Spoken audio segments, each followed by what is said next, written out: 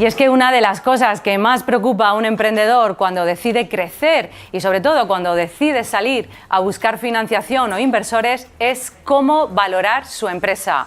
Porque desde luego es el primer paso antes de ponerte delante de cualquier financiador, del tipo que sea. Pero yo te digo que no es fácil, sobre todo si es la primera vez que lo haces. Por eso hoy vamos a descubrir los secretos para valorar adecuadamente una empresa y a partir de ahí salir a conquistar inversores en una jungla de emprendedores y de startups. Interesante, ¿verdad? Pues para hacerlo hoy cuento con dos de los mejores expertos en valoración y financiación, ambos además Business Angels, Miguel Moneo, que sigue con nosotros, CEO del Campus 360, y Fernando Moroy, CEO de Hedespin y presidente de Keiretsu Forum Madrid. Bienvenido, Fernando. Muchísimas gracias por invitarme. Muchísimas gracias. Pues bueno, Miguel, seguimos aquí ahora con esta clave adicional, lo importante que es valorar una empresa en el momento de salir a financiación y las dificultades que tiene el emprendedor, ¿verdad, Fernando? Sí, yo creo que el propio concepto de valoración incluso tiene otra extensión, ¿no? Como decía Machado, solo un necio confundiría valor y precio, ¿no? Probablemente el precio y el valor son dos conceptos completamente diferentes. Al final el precio es lo que alguien acaba pagando por algo que llamamos valor, ¿no? Que según aquí tenemos dos figuras, ¿no? La figura del emprendedor y la figura del inversor, claro, que evidentemente a veces pues tienen unas visiones un poco diferentes, ¿no? Sobre lo que cariñosamente vale su dinero y su negocio, ¿no? Entonces llegar a ese punto de alguna manera de equilibrio pues siempre supone pues algunos elementos o algunos momentos de cierta distorsión. Aquí evidentemente nos ponemos siempre los dos gorros. Tenemos el gorro de emprendedor, tenemos el gorro de inversor. Miguel, desde el gorro del emprendedor, ¿qué debería hacer en ese momento en el que tiene que valorar su empresa y no sabe qué primeros pasos dar? Bueno, pues el emprendedor lo que tiene que hacer desde mi punto de vista es, aparte de utilizar los modelos matemáticos, que hay muchos, muy variados, yo soy algo menos creyente de esos modelos matemáticos, pero bueno, te dan una visión de lo que puede valer, es tener mucho mercado. Tener mucho mercado es saber cómo han salido las rondas, sectores parecidos, productos parecidos, servicios parecidos. Ver nuestro programa, que es donde más se aprende. Nuestro programa, que se aprende bastante, y de alguna manera tener ese conocimiento del mercado lo más fuerte posible.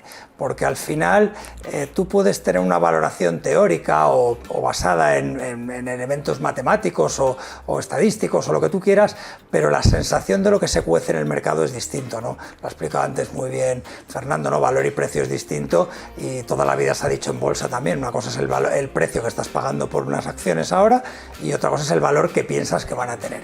Entonces esa mezcla es complicado combinarla y por eso depende de toda la experiencia que puedas ir acumulando, de haber visto muchas valoraciones en los últimos tiempos y en la actualidad. Uh-huh. ¿Para ti qué tendría que hacer el emprendedor que esté buscando ese primer paso de decir, venga, vale, ¿qué equity tengo que ceder y para eso tengo que ponerle un valor a la compañía? ¿Por dónde empiezo? Bueno, nosotros pensamos que la financiación de una empresa es un proceso ordenado, ¿no? Nosotros creemos que una empresa pues, tiene una cierta analogía antropomórfica, ¿no? Las empresas son como las personas, ¿no? Nacen, crecen, se desarrollan y ojalá no mueran, ¿no? Por tanto, cada fase, ¿no? De alguna manera de esa empresa pues, necesita primero una estructura de financiación y en función de esa fase aparece o no la necesidad de una valoración. A nuestro entender, la valoración como tal probablemente no se produce hasta el momento de que va a entrar un posible inversor, que a cambio de un porcentaje, ¿no? De un capital, pues lógicamente requiere un porcentaje del equity, ¿no? Un porcentaje del capital. Eso razonablemente no debiera estar en las primerísimas fases, ¿no? De alguna manera, ¿no? En las primerísimas fases nosotros aconsejamos de alguna manera una financiación más bien en deuda, ¿no?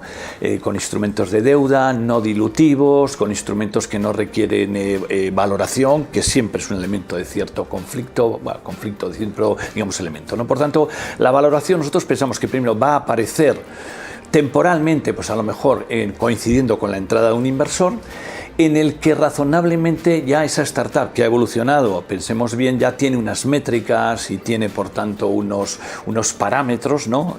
Financieros y no financieros que van a permitir de alguna manera visualizar mucho más el valor que al comienzo de la misma, donde lógicamente la visualización de ese valor y los parámetros es mucho más compleja y mucho más difícil. Claro, al final depende pues, de la fase en la que esté el proyecto, de la fase de madurez que tenga esa startup o esa empresa, me da igual, porque al final hablamos de startup, pero no siempre tiene que ser una startup, me da igual que sea una pyme. Se tiene que valorar de la misma manera, aunque tienen criterios distintos. Claro, y además no siempre en todos los momentos que ha mencionado Fernando, las compañías se pueden financiar con deuda, como ha mencionado. O con deuda o con equity, hay que saber qué es lo mejor para ti. Sí, bueno, lo mejor y lo que puedes, ¿no? Porque hay fases en las que tú no te puedes financiar con deuda, porque no puedes, y hay fases en las que tu única posibilidad de financiarte es a través de rondas de inversión o garantizando de alguna manera, porque, hombre, no tienes nada todavía, ¿no? Esas primeras fases donde tienes que ceder el equity, entre comillas, cuanto menos mejor, lógicamente, pero no te queda otra solución. Y además me gusta lo que ha mencionado Fernando. Luego iríamos a productos de deuda donde te pueden acompañar a trazar esa mejor hoja de ruta de financiación y intentar buscar siempre el mejor punto de equilibrio entre ambas. Con lo cual, yo creo que volvemos incluso hasta un poquito más atrás, porque para valorar adecuadamente tu compañía y para buscar esa financiación adecuada, primero tienes que decidir, muchas veces es decidir, si eres una startup o eres una pyme. Porque, o qué quieres ser, a lo mejor ahora naces siendo una cosa pero quieres acabar siendo otra. Entonces hay que tener muy claro qué quieres ser de mayor, startup o pyme, porque los accesos a financiación, el mercado está lleno de financiación en común para todos, pero no siempre la fase es igual para una pyme y para una startup. Desde ahí, Fernando, ¿qué elementos consideras críticos a la hora de buscar esa financiación? De buscar una financiación para una startup, en este caso. Sí. Bueno, vamos a ver, al final no por ya dicho, ¿no? Pues pensamos que ha dejado de perder vigencia, pensamos que sigue siendo cierto. Es decir, yo creo que hay estos elementos que tienen que ver con que un proyecto sea factible, que sea finalmente invertible, ¿no? Viable, invertible, pues sigue siendo cierto. Y yo creo que va a seguir siendo cierto porque y eso está vinculado a oportunidades de negocio. Nos gusta mucho todo lo que hoy se ha comentado aquí en el programa, ¿no? Todas esas hibridaciones, ¿no? Entre el mundo real, llámese salud, llámese con tecnología, ¿no? Esas hibridaciones pensamos que son claramente proyectos que tienen su hueco, que tienen su mercado, construidos con una adecuada propuesta de valor y liderados por equipos con talento. Y eso yo creo que va a estar ahí siempre, ¿no? Y luego pues aparecen algunos elementos un poco más técnicos, ¿no? Un poco más complejos a veces incluso de explicitar, ¿no? Todo esto de la escalabilidad, ¿no? Tiene un poco a veces cómo interpretamos o no que un proyecto sea escalable. Y demás, ¿no? Pero que en definitiva también es cierto. Y esos son elementos que forman parte de ese cedazo, ¿no? Claro. Que de alguna manera utiliza el inversor para tomar una decisión final. Claro. Y Yo iba a añadir además que una de las cosas, como ha dicho Fernando, hay una cosa que es clave, ¿no? El tema de la deuda, pensemos que el equity es la financiación más cara que hay.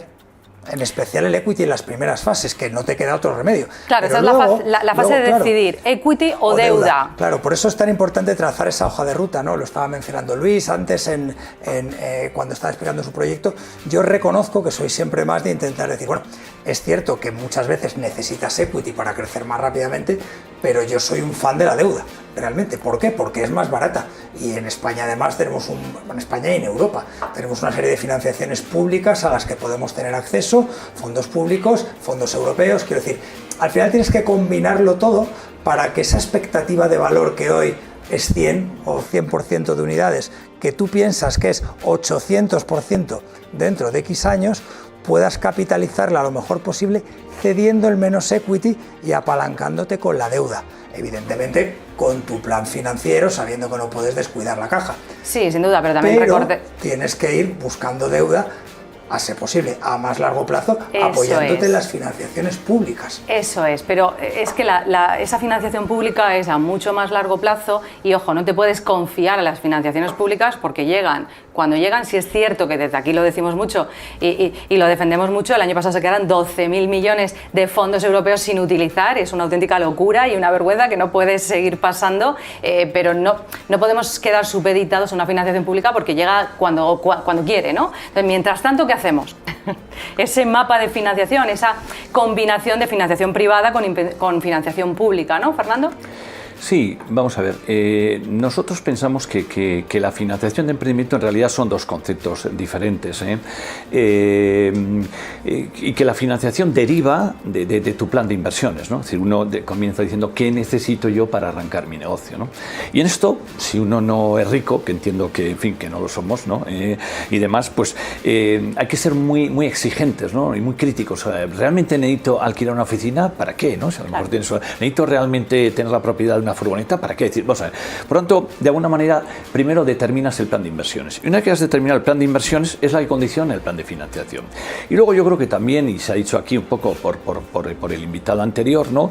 Dentro de ese plan de financiación hay una parte que tiene que ser la financiación de los socios fundadores, ¿no? De los promotores, ¿no? Y esto con esa se cuenta. Por eso, y no decir eso, pues yo creo que es un poco, a veces los políticos pues dicen, entonces, nosotros incluso a veces hasta le ponemos un porcentaje, es decir, el 50% de tu plan de inversiones tienen que ser recursos propios y el otro 50% pues iremos a instrumentos de deuda o iremos a instrumentos de deuda pública y de financiación, pero un 50% tiene que ser como mínimo de los socios fundadores. Yo no sé si tanto un 50%, pero lo que está claro es que, lo decimos siempre, lo primero que te va a preguntar cualquier financiador, y aquí me da igual que sea un business angel, que un banco, que un VC, lo que sea, ¿cuánto has puesto tú de tu dinerito? Y luego, importante, tus 3 Fs, ¿cuánto has sido capaz de captar en tu entorno cercano? Porque al final, si tú no has puesto y tu entorno cercano no te ha seguido, ¿por qué tengo yo que seguirte, no?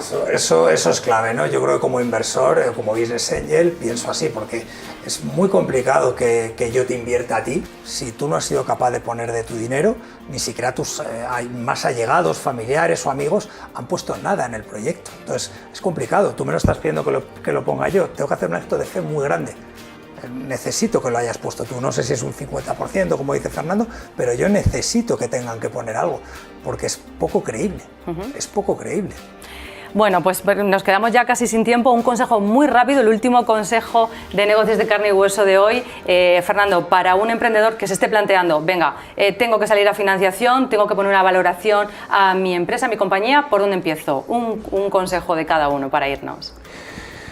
Bueno, pues yo creo que el consejo, fíjate, el consejo no va a ir por financiación, porque a veces yo creo que los emprendedores a veces se distraen un poco, O sea, yo creo que voy a decir una cosa que igual casi es la contradicción de toda nuestra intervención, ¿no? Pero a nuestro entender probablemente no hay mejor financiación que la que no se necesita y no hay mejor financiación que la que deriva de las ventas y cobros de los clientes, ¿no? Pues a mí me encanta terminar el programa con un consejo de ese tipo, porque este es el lugar donde aprender a ser empresario.